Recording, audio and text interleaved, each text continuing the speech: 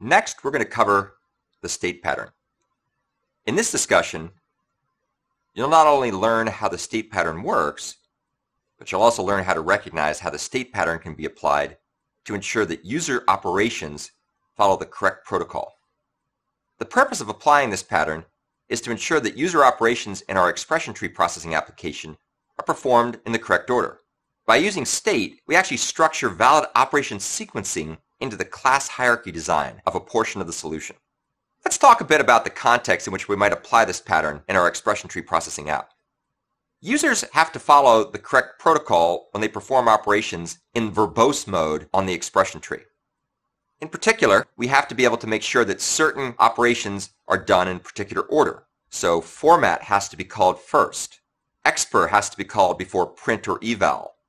Print and eval, of course, can be called in any order. The reason for doing this, naturally, is if you tried to print something before giving an expression, or you tried to pass in an expression before saying what format the expression was in, the program would have a very hard time understanding what to do, and so you'd end up with bizarre results.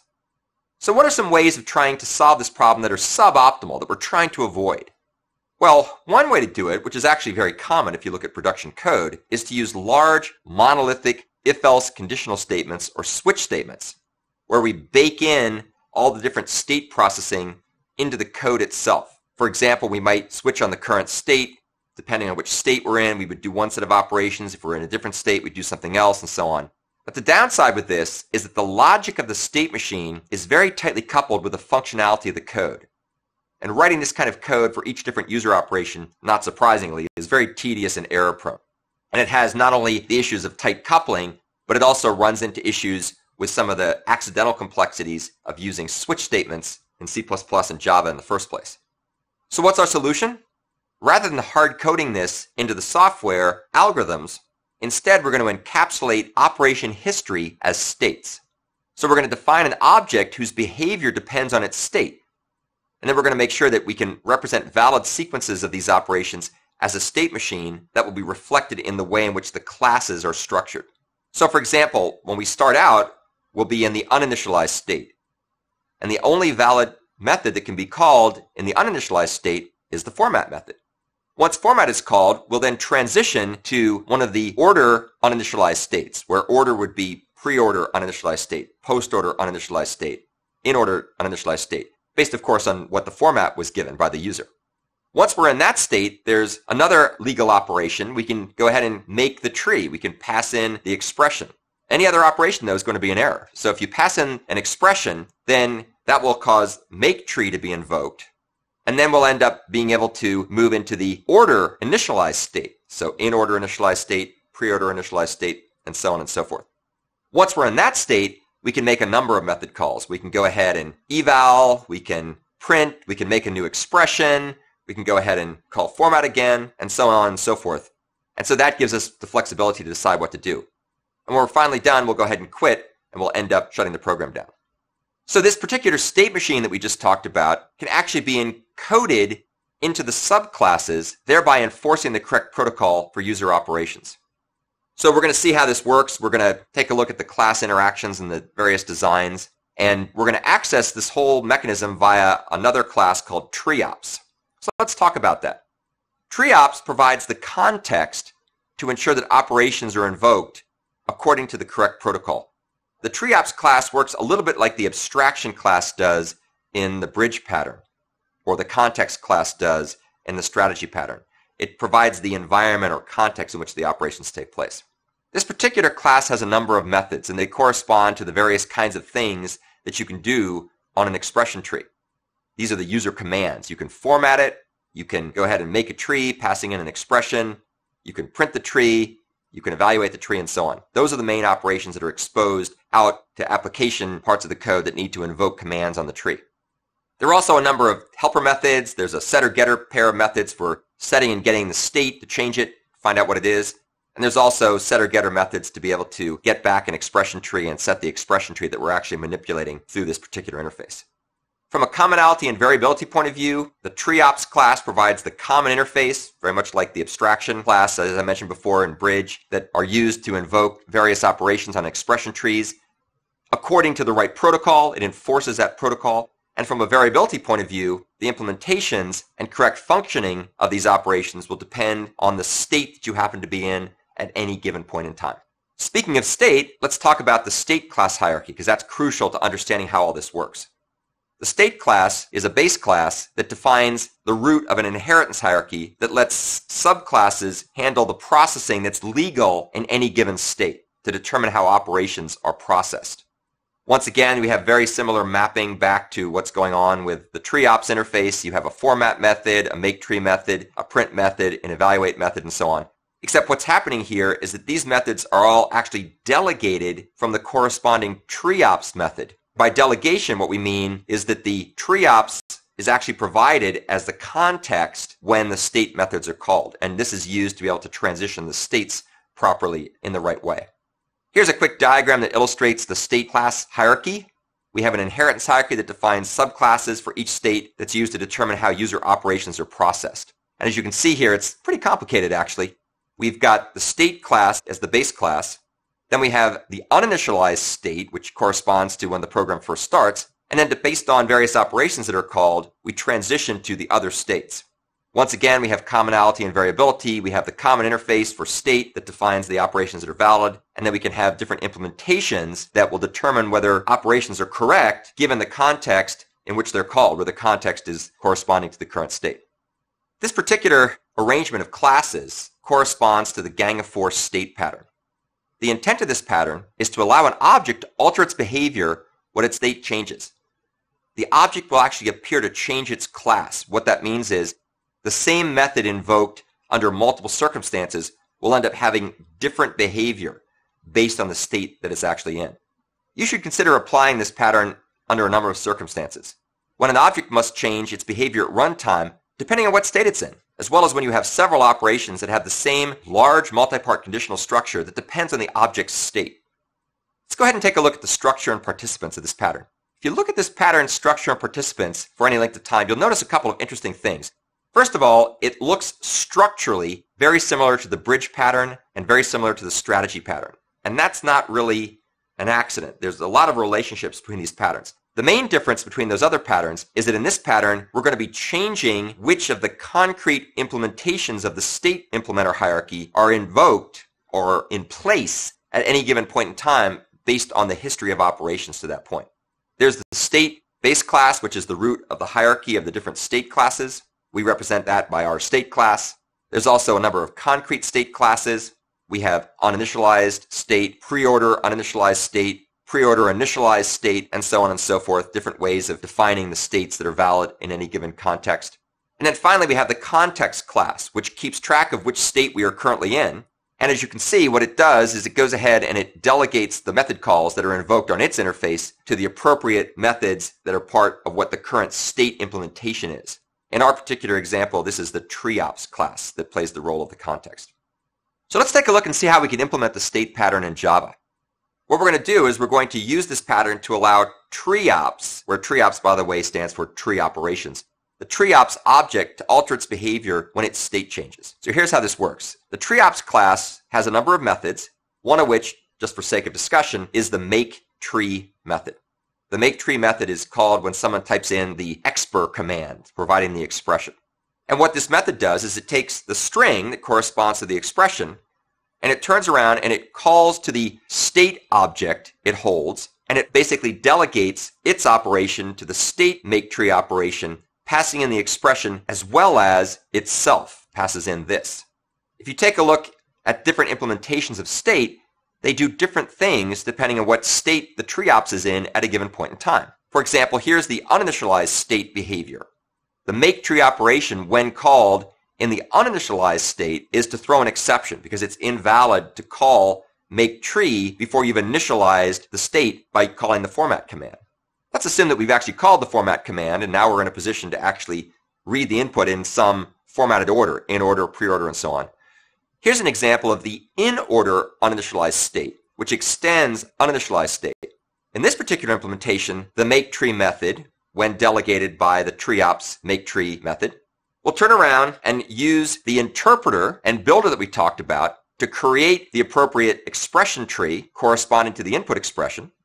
And once that's successfully completed, it will then go ahead and transition the state of the TreeOps to the in-order initialized state. You can now get a sense perhaps of why we delegate TreeOps to the state methods, because we're going to use the TreeOps object to update its state when it needs to transition to a new state. So now let's go ahead and take a look at the source code. This source code is probably the most complicated part of the expression tree processing app. And so we'll walk through it a bit at a time, and I'll show you how all the different pieces work. And you'll see how we're able to use some interesting techniques such as various command factories, as well as inheritance and dynamic binding to selectively override the appropriate hook methods that are part of the state hierarchy. The implementation of the state pattern is split into two files, treeops.java and state.java. Let's start by taking a look at treeops.java. TreeOps, which stands for tree operations, is a context class that's used by all the various command implementations to access and invoke operations on the expression tree itself. If you take a look at how it's implemented, it keeps track of the current state as a private variable. It keeps track of the expression tree that it's using to access. And then it's also got some other things in there, such as interpreters and so on, that it can use to initialize various things. The key methods that we have in TreeOps are the following. We have a format method, which is used to set the desired format to the designated new format, such as in order, or pre-order, or post-order. We have the MakeTree method. MakeTree is what corresponds to the expr command. It's used to make a tree with the corresponding string expression. We have the print command, which is used to go ahead and cause the tree to be printed. And we have the evaluate command, which is used to cause the tree to be evaluated. There are several other methods here as well, but these are the main ones. If you take a look at all these methods, it's interesting to note that they all work exactly the same way. They all work by calling the state version of that method. So TreeOps format calls state.format. This is what's called delegation. And it passes along the string parameter passed in, as well as the this pointer for the TreeOps object itself.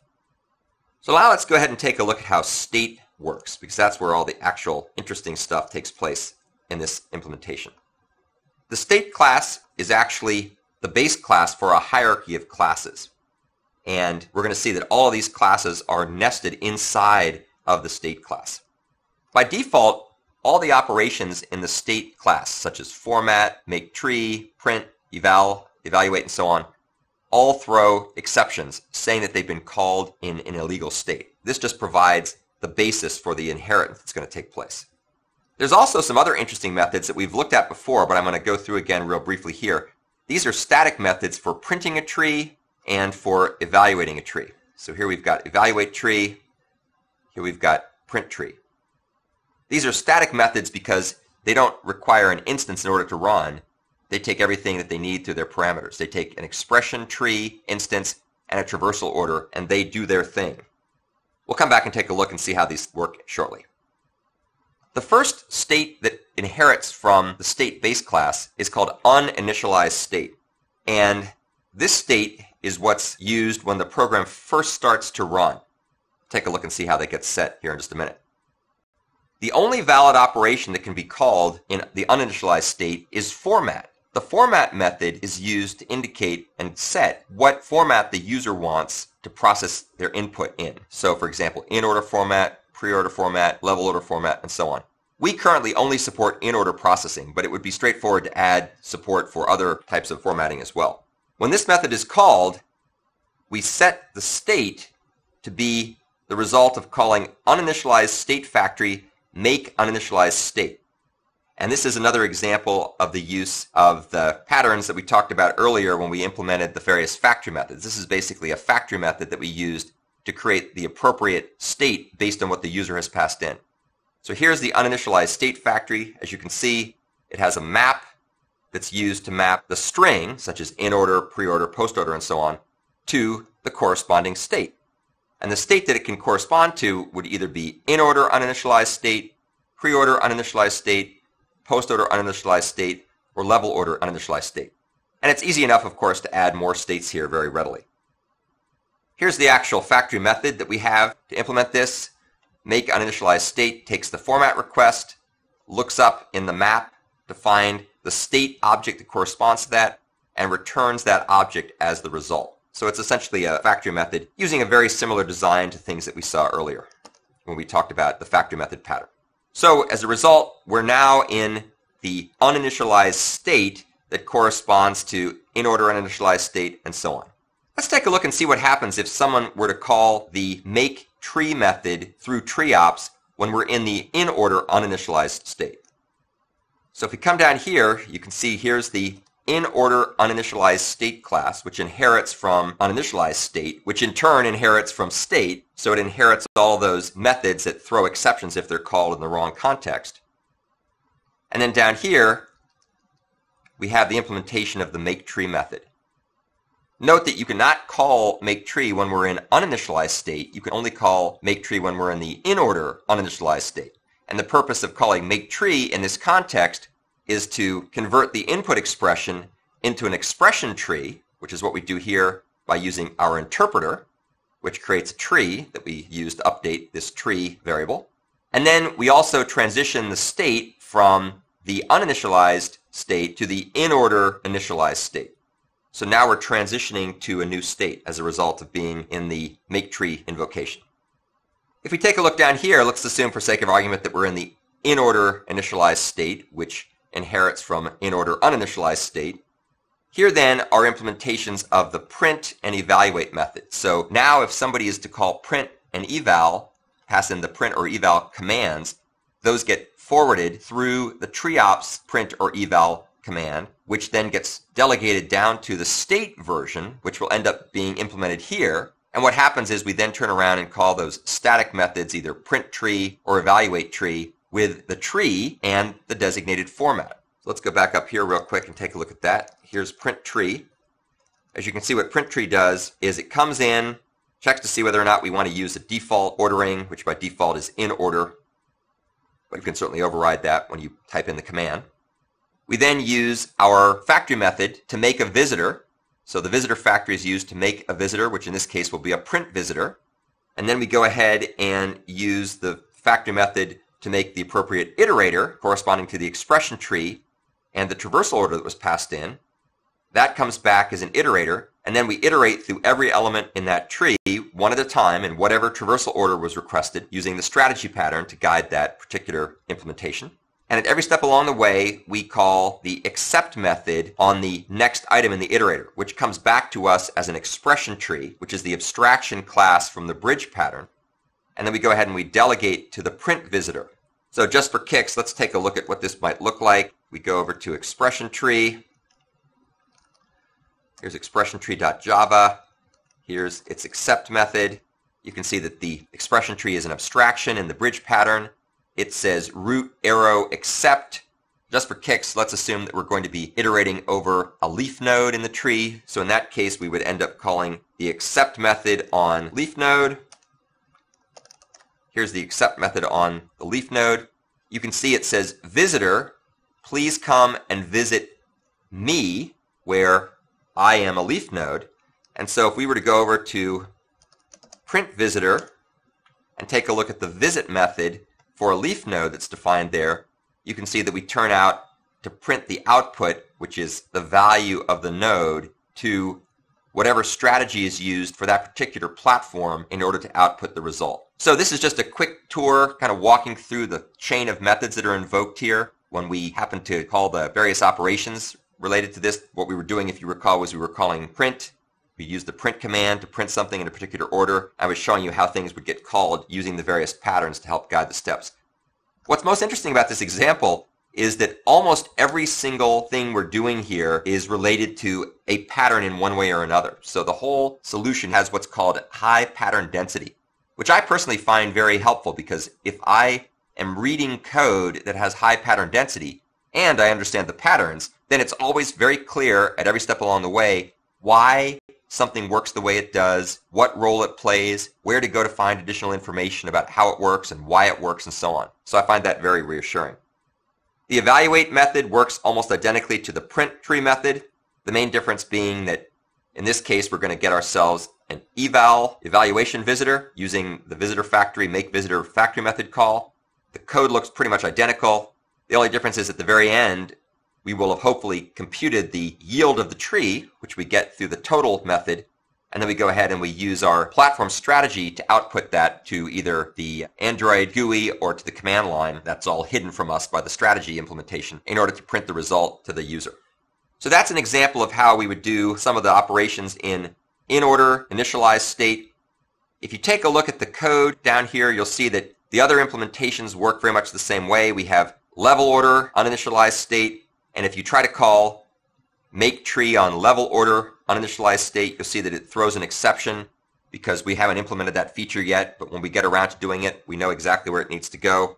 Naturally, these other states also inherit other operations that are going to also throw exceptions if they're used incorrectly.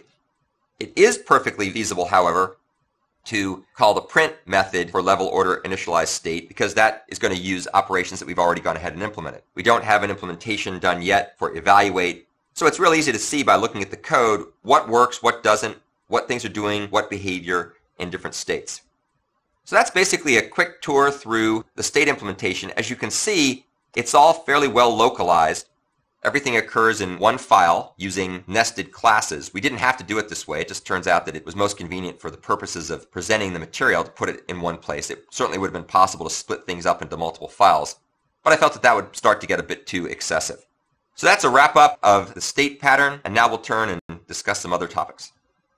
Now that we've talked about and shown some examples of implementing state in our expression tree processing app, let's discuss the consequences of applying this pattern in general.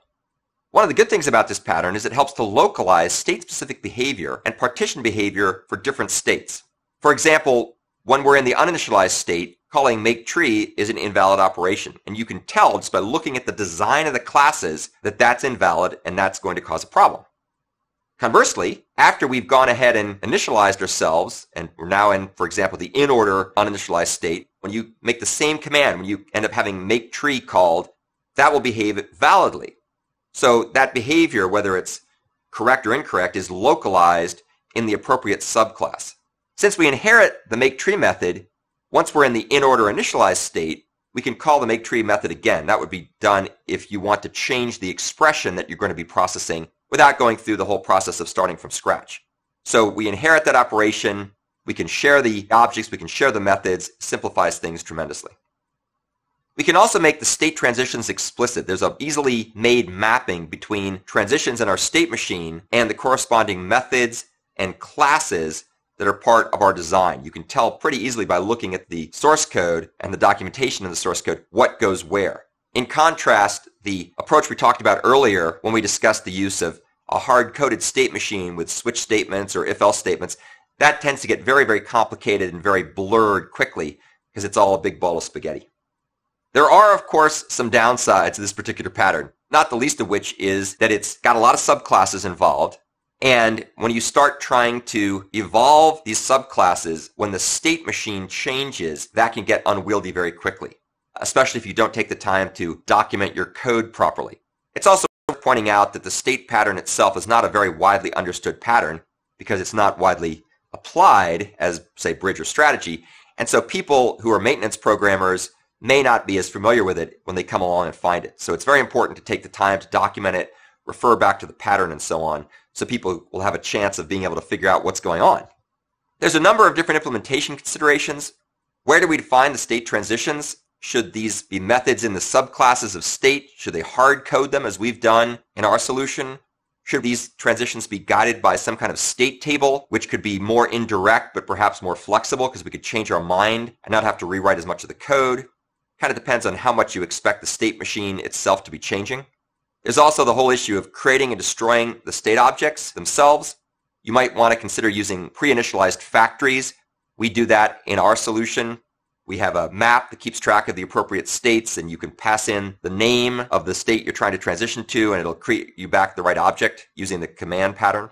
One of the most interesting known uses of the state pattern I've seen was actually a paper co-authored by one of the Gang of Four authors, Ralph Johnson, and one of his grad students, called Delegation in C++ that appeared many, many years ago, over 20 years ago. And it has a real nice description of using the state pattern to implement a TCP/IP protocol implementation by deriving the implementation and structure from the way in which the state machine of TCP/IP is defined.